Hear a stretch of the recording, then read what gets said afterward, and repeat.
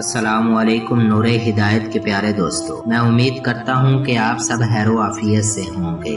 Hulagu Khan کی بیٹی Baghdad میں گشت کر رہی تھی کہ ایک ہجوم پر اس کی نظر پڑی۔ پوچھا لوگ یہاں کیوں اکٹھے ہیں؟ جواب آیا ایک عالم کے پاس کھڑے ہیں۔ اس نے عالم کو اپنے سامنے پیش ہونے کا حکم دیا۔ عالم کو شہزادی کے سامنے لا کر حاضر کیا۔ شہزادی مسلمان عالم سے سوال کرنے لگی، کیا تم لوگ اللہ پر ایمان نہیں رکھتے؟ عالم یقیناً ہم ایمان رکھتے ہیں۔ شہزادی نے پھر پوچھا، کیا تمہارا ایمان نہیں کہ اللہ جسے چاہے غالب کرتا ہے؟ عالم نے کہا، یقیناً ہمارا اس پر ایمان ہے۔ شہزادی نے پھر سوال کیا، تو کیا اللہ نے آج ہمیں تم پر غالب نہیں کر دیا؟ عالم نے کہا، یقیناً کر دیا ہے۔ شہزادی نے کہا، تو کیا یہ اس بات کی دلیل نہیں کہ خدا ہمیں تم سے زیادہ چاہتا ہے؟ عالم نے جواب میں کہا، نہیں۔ شہزادی نے پوچھا، کیسے؟ عالم نے کہا، تم نے کبھی چرواہے کو دیکھا ہے؟ شہزادی نے کہا، ہاں دیکھا ہے۔ عالم نے کہا، کیا اس کے ریوڑ کے پیچھے چرواہے نے اپنے کچھ کتے رکھے ہوتے ہیں؟ شہزادی نے کہا، ہاں رکھے ہوتے ہیں۔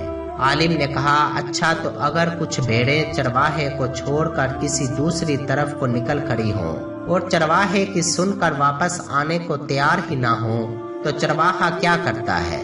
شہزادی نے جواب دیا کہ وہ ان کے پیچھے اپنے کتے دوڑاتا ہے تاکہ وہ ان کو واپس ان کی کمان میں لے آئے۔ عالم نے کہا، وہ کتے کب تک ان بھیڑوں کے پیچھے پڑے رہتے ہیں؟ شہزادی نے جواب دیا، جب تک وہ فرار رہے اور چرواہے کے اقتدار میں واپس نہ آ جائے۔ تو عالم نے کہا، تم تاتاری لوگ زمین میں ہم مسلمانوں کے حق میں خدا کے چھوڑے ہوئے کتے ہو۔ جب تک ہم خدا کے در سے بھاگے رہیں گے اور اس کی اطاعت اور فرما برداری پر نہیں آ جائیں گے، تب تک خدا تمہیں ہمارے پیچھے دوڑائے رکھے گا اور ہماری گردنوں پر مسلط رکھے گا۔ جب ہم خدا کے در پر واپس آ جائیں گے، اس دن تمہارا کام ختم ہو جائے گا۔ آج پھر وہی حال ہے، آج کتے ہم پر مسلط ہیں۔